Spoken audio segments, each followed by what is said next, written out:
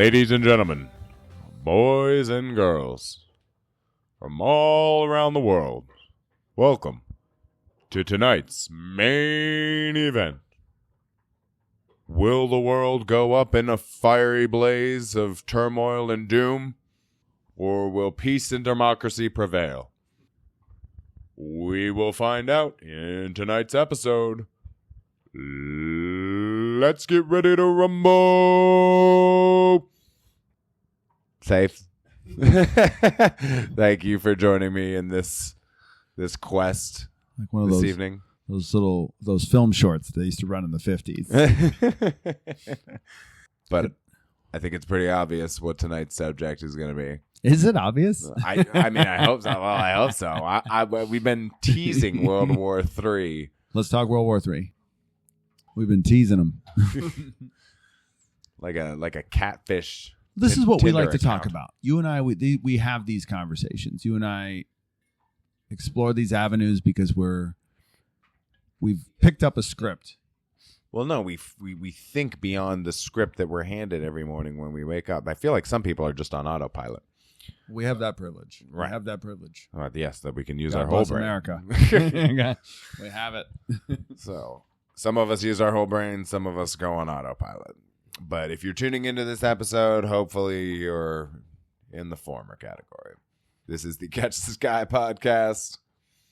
I'm your host, Real. Sweet Tea. I think I'm real. Joining me is Safe. You may find us on the internet by searching for the Catch the Sky podcast. You can find us on Twitter at CTS Terry. Just be sure to subscribe. Give us a thumbs up. You'll be notified whenever we drop new content. Just give me a like. Just fucking give it a like and move on. All right? Kick rocks. Acknowledge that you came. It's like signing your name into a book. Yeah, it's like the book at the funeral home, right? Yeah. Just acknowledge that you visited the store. Exactly. Thank you. That's all. That's all. Don't just come in and steal the goods. For fuck's sake, it's a free show. The least you could do is give us a like. So this week, we're diving into World War III. We'll keep it somewhat surface level because we could really, really get into it. Surface my foot. Surface my foot, the tip of the iceberg, because we could create like a 4-hour long episode on each contender. But I don't know how they do it. Right? Yeah, CNN, Fox, they keep it to these 10, 15-minute segments. How do they do it? We're going to accuse them of being bots. Like, they need to be dissected. They're AI generated. So we're so screwed.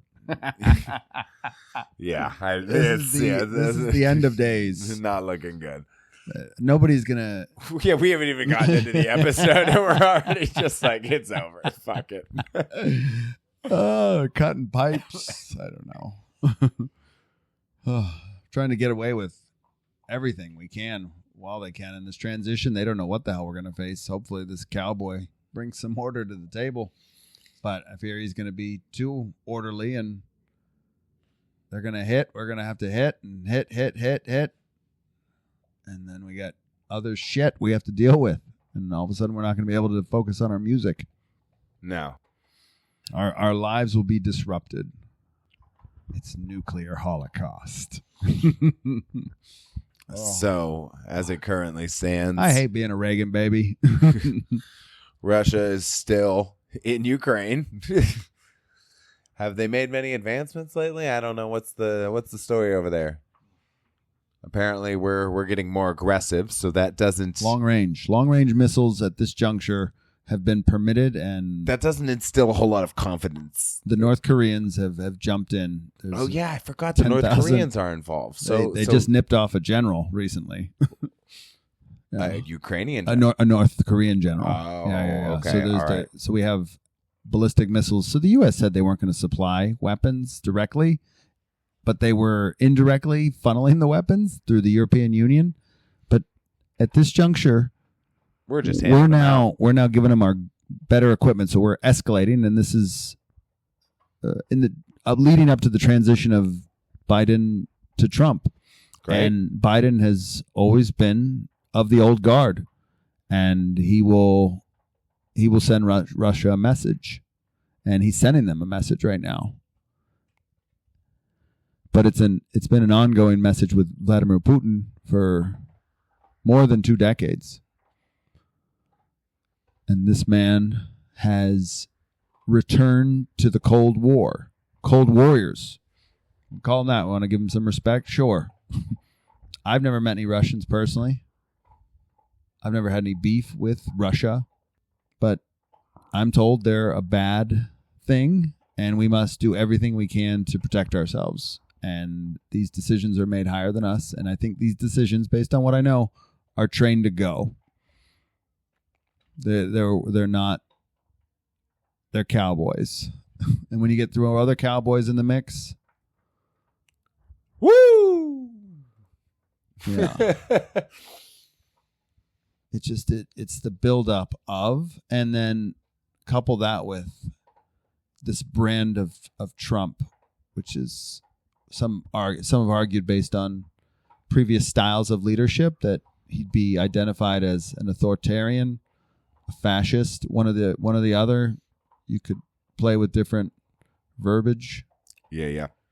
And that policy is, to me, it's funneled through libertarian ideology. This is Goldwater country at the end of the day. And zero tolerance dating back to McCarthyism. This has been an ongoing thing. Maybe they have moles inside the U.S. government. Tulsi Gabbard's been questioned. Not to drag her into this.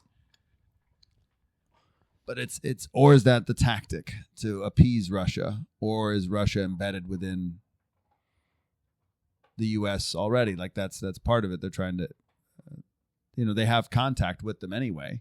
They're already in when you're in that circle of people, and you have people who are sympathetic to the overall cause of peace, and it makes them more likely to be a double agent for their country or for a different country.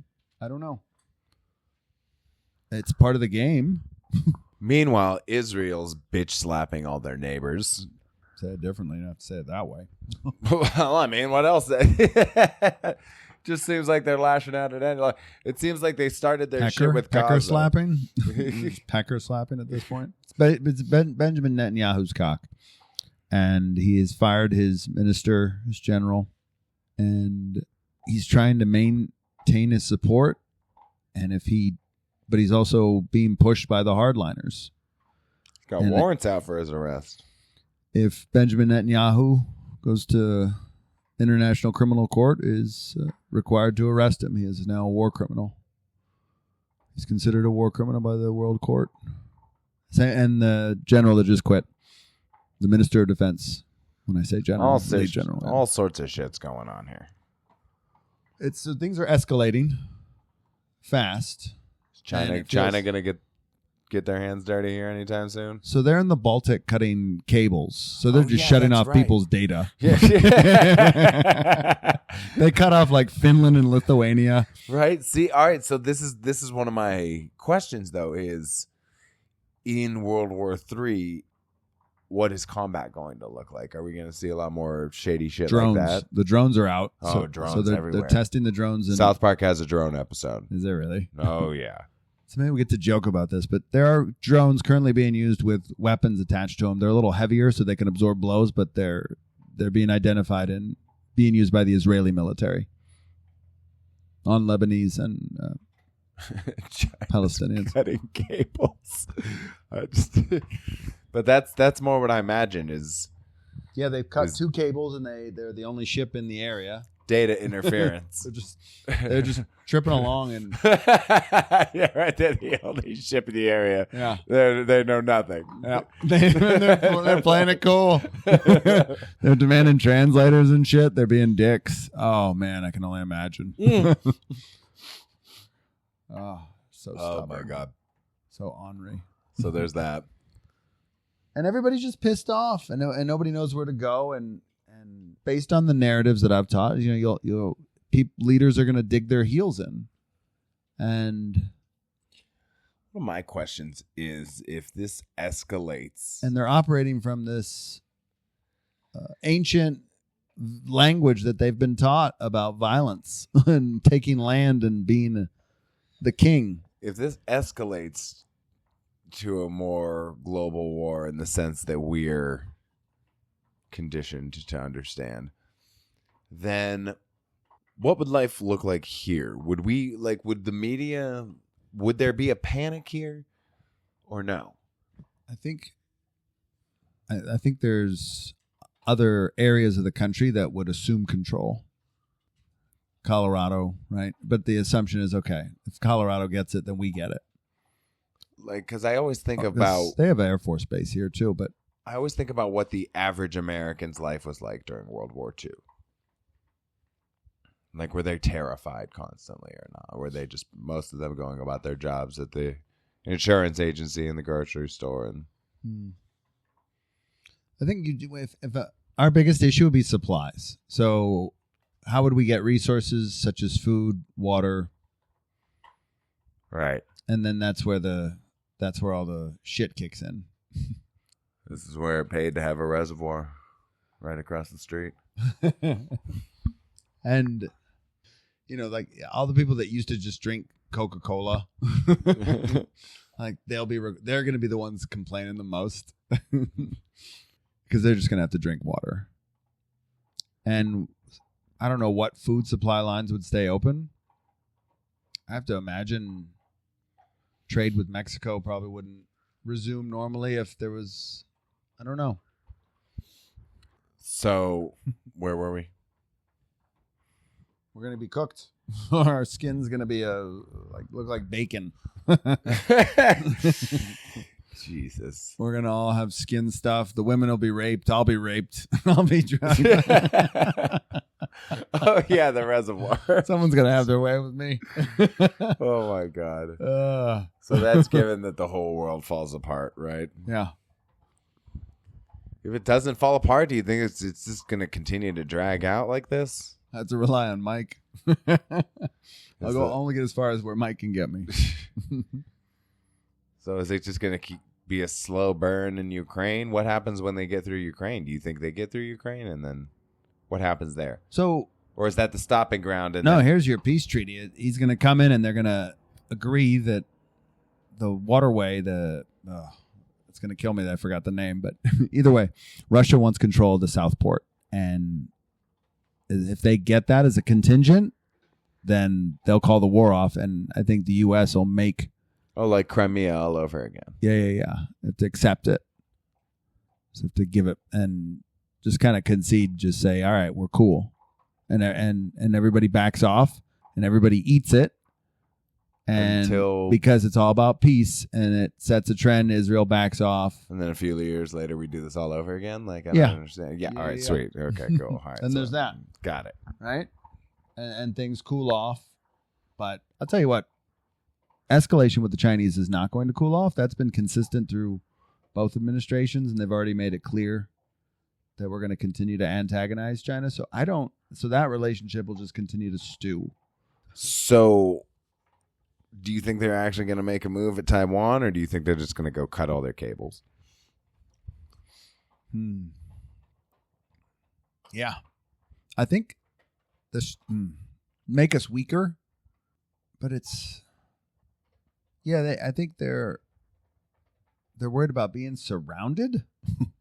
They don't want a U.S. presence that close because I don't think they trust us.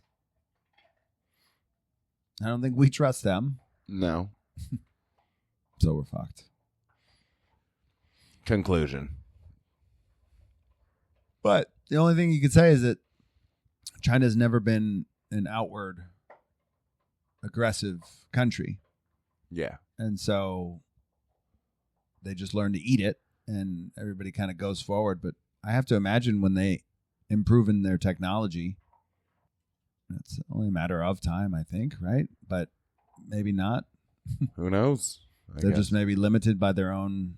I feel like our geographic position on the map kind of insulates us from a lot of this, right? I don't think there's going to be a whole lot of grief and turmoil unless the snooks start dropping.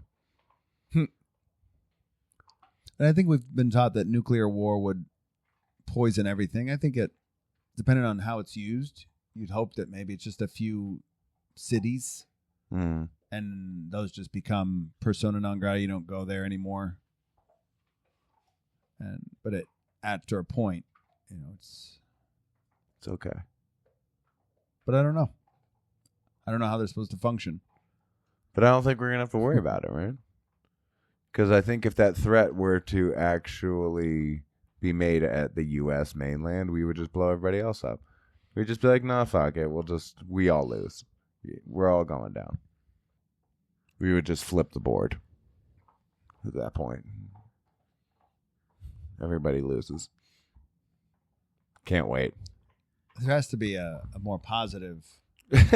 like everybody comes together and we all work together and right. Is there an alternative? Yeah. Is there really an alternative? Was that on the table ever? Let's work together. I don't know. Only time will tell. Leave your thoughts and comments below for this episode. Thank you for joining us.